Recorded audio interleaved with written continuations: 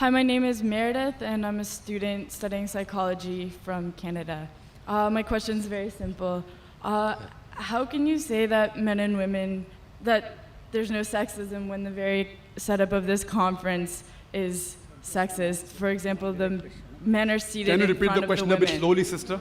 Yes. Why is it that the men are seated in front of the women? The very structure of this conference is sexist. Why is that? MashaAllah, sister, that's a very good question. That why aren't the women seated in front?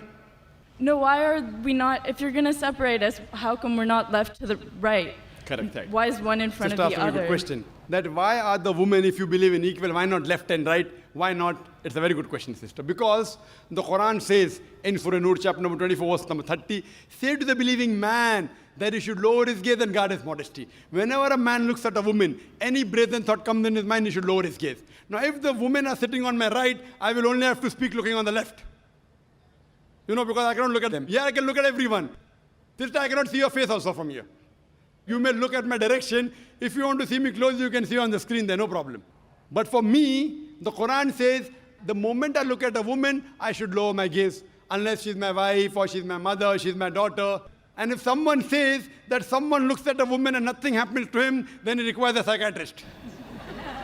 So if you were here, I would talk to you like that.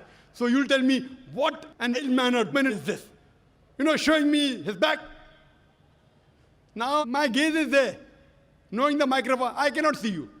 I can just see, okay, just a little bit here and there. So I'm maintaining my hijab. Now when we have lady speakers speaking, only ladies, front row, no problem. So what happens? Because it's a gent speaking, there are occasions, some occasions, then we have to keep a partition, and we can do that. And we have done that. But there's such a vast gathering, so many cameras, it will obstruct. So that's the reason, but in no way are we trying to say that the women are inferior. That's the reason we have got a screen close to you, mashallah, especially for sisters who are sitting a bit more behind, so you can get the view.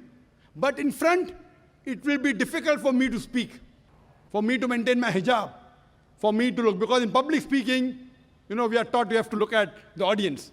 If the audience is a woman in front of me, I remember once I'd gone to the Gulf country, and I was called for a talk, and a ladies' organization.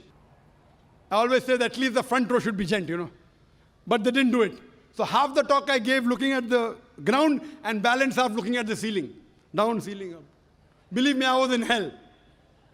Not because I was in company of ladies.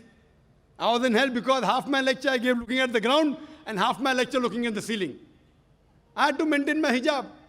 Here I can talk to the person, I can look at him, I can stare at him. If he's sleeping, I stare at him, he stops sleeping, The public speaking. But with the ladies, therefore, it is for maintaining the hijab. So that's the reason, sister, it is not at all in any way trying to belittle them. And the reason we have given you one microphone instead of two, because we feel that the proportion is approximately 1/3, 2/3. That's the reason. But the moment last time when there were more ladies, we gave equal proportion. Hope that answers the question, sister. Thank you.